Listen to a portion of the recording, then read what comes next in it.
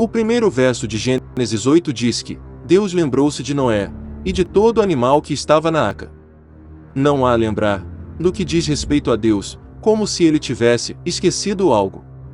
Isso é uma figura de linguagem usada em algumas partes do Taná. Gênesis 19, verso 29.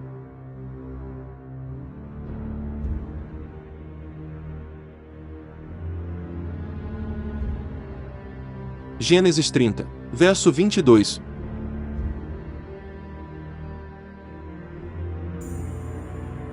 Êxodo 2, verso 24, e etc.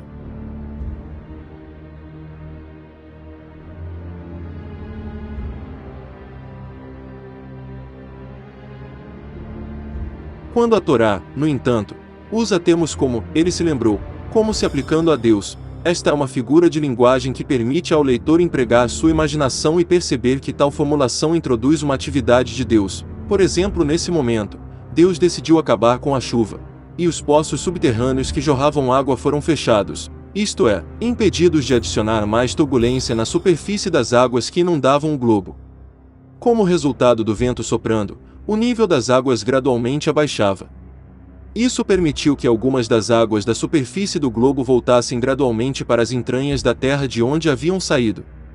Embora seja verdade que, na época em que essas águas subiram à superfície, elas encontraram muitas outras aberturas pelas quais subir, e seu aparecimento na superfície foi rápido, agora voltava a um ritmo muito mais lento.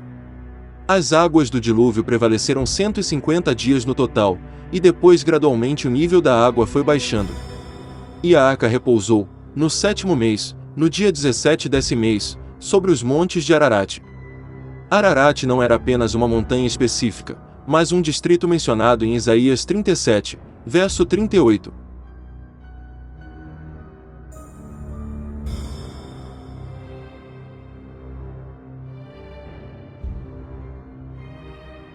Jeremias 51, verso 27.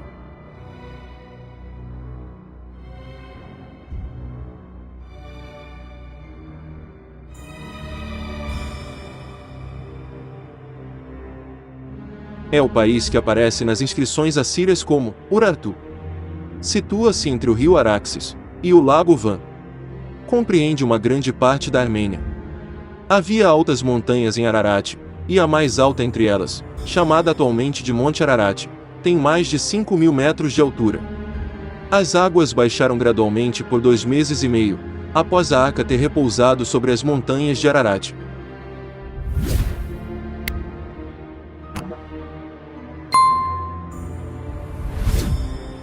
Quarenta dias após o aparecimento do topo das montanhas, Noé abriu a janela da arca e deixou um corvo voar para fora com o propósito de verificar se havia terra firme. Mas por que Noé mandou um corvo, que é um animal impuro? O corvo é uma ave carnívora, e muito provavelmente encontraria restos de animais mortos para se alimentar. Se o pássaro voltasse com tais restos em seu bico, Noé saberia que as águas haviam baixado um pouco. Pelo que se entende no texto, o corvo voltava sem nada no bico, de modo que Noé não soube nada de novo sobre o estado das águas. O corvo voltou ao ninho, saindo de vez em quando para ver se a situação fora da arca lhe permitia sobreviver do lado de fora. Depois disso, Noé soltou uma pomba 3 vezes, em intervalos de 7 dias. Não está claramente afirmado que ele a enviou na primeira vez 7 dias após o corvo, mas isso está implícito na declaração de que ele permaneceu mais 7 dias antes de enviá-la pela segunda vez, e o mesmo antes de enviá-la pela terceira vez. Gênesis 8, versos 10 e 12.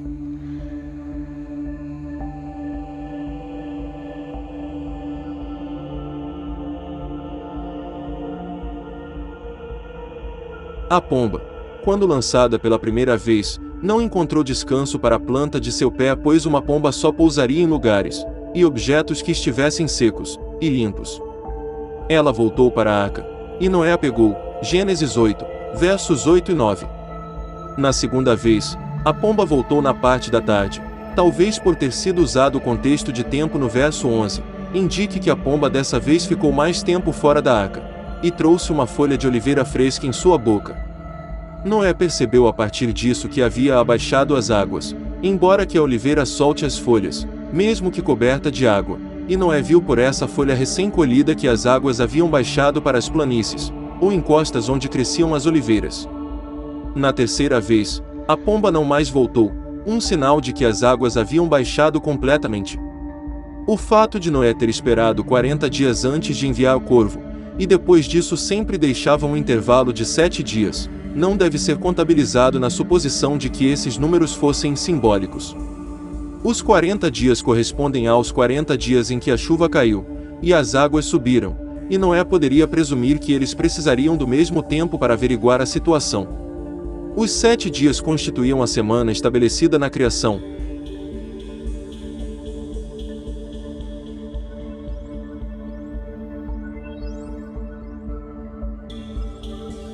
E Deus já havia dado esse tempo como certo ao providenciar sua entrada na arca.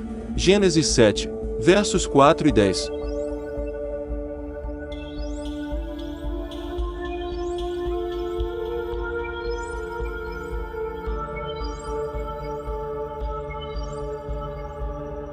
Noé esperou algum tempo, e então, no primeiro dia do primeiro mês, no 601º ano de sua vida, removeu a cobertura da arca, para que pudesse obter uma perspectiva melhor sobre a terra.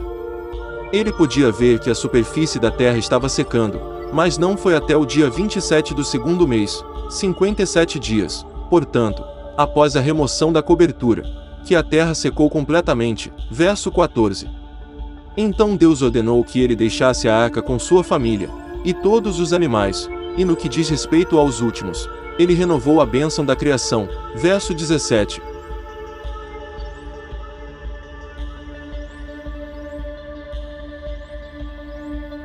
Compare com Gênesis 1, verso 22.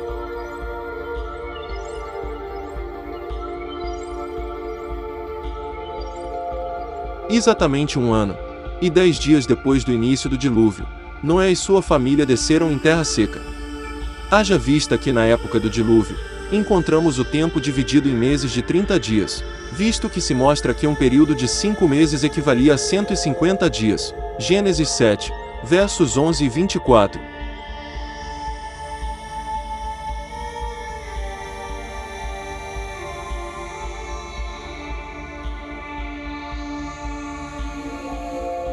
E Gênesis 8, versos 3 e 4. O mesmo registro também indica que Noé dividia o ano em 12 meses.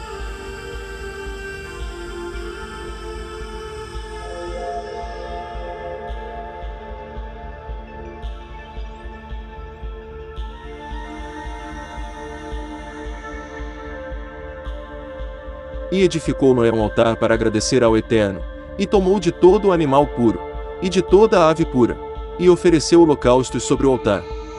Essa é a primeira vez nas Escrituras que é usada a palavra Misbear, que alude a um altar de sacrifício. Noé ofereceu em holocausto animais e aves puras preservados na arca. Gênesis 7, versos 2 e 3. Há algo extremamente belo e interessante de saber que o primeiro passo de Noé, o único chamado de justo, literalmente, na Torá, foi agradecer pelo sinal de misericórdia e bondade que ele e sua família haviam experimentado. A satisfação de Deus com a conduta de Noé e a aceitação da oferta são apresentadas em figura de linguagem. A Torá usa uma figura de linguagem para facilitar nossa compreensão da reação de Deus, visto que Deus não tem nariz, e portanto, não pode cheirar no sentido literal da palavra. Quando no Salmo 50, verso 13 Asaf fala de Deus perguntando se ele comeria a carne de touros, ou beberia o sangue de bodes, isso também é uma figura de linguagem, é claro. O significado desse contexto do verso 21 é que as oferendas de Noé agradavam a Deus como se estivéssemos falando do cheiro que nós humanos sentimos das coisas, no caso um cheiro bom. A resposta de Deus à adoração de Noé foi com uma decisão de que a terra não seria destruída por outro dilúvio. Essa promessa só foi comunicada um pouco mais tarde. Gênesis 9, dos versos 8 ao 17. As palavras, não tornarei a amaldiçoar a terra, não removeram a maldição original. Gênesis 3, verso 17. Esse trecho se refere simplesmente ao fato de que não sobreviria novamente à raça humana uma catástrofe universal, do mesmo contexto que o dilúvio. Enchentes locais não estavam incluídas nessa promessa. Deus diz que enquanto a terra durar, sementeira e cega, e frio e calor, e verão e inverno, e dia e noite, não cessarão. Ficando claro que a existência da Terra é finita, essa existência física não durará para sempre. No entendimento do restante do texto, o ano é dividido basicamente em dois períodos, a época de plantar e a época de colheita. O ano também se divide, no que diz respeito à temperatura, em frio e calor. A promessa, então, é universal para a humanidade, e declara que as mudanças anuais da Terra, tanto no que diz respeito à produção quanto à temperatura, serão regulares e perpétuas. Incluem-se, também, nesta promessa, as alternâncias regulares de dia e noite, embora não tenham sido interrompidas pelo dilúvio. Realmente, o versículo descreve aquelas grandes alternâncias das quais o bem-estar da Terra depende, seja considerado absolutamente, como de luz e escuridão, frio e calor, ou com referência ao trabalho do homem, como de semear e a colheita, sendo o inverno um tempo ruim para a colheita, pois além dos dias mais curtos, e com menos incidência solar, a queda na temperatura prejudica o desenvolvimento das plantas. E o verão, o tempo de atividade maior da Terra, com dias mais longos, e maior incidência da luz solar, traz vantagens às plantações, é a melhor época do ano para o período de vegetação da planta, com as condições que ajudam no seu crescimento.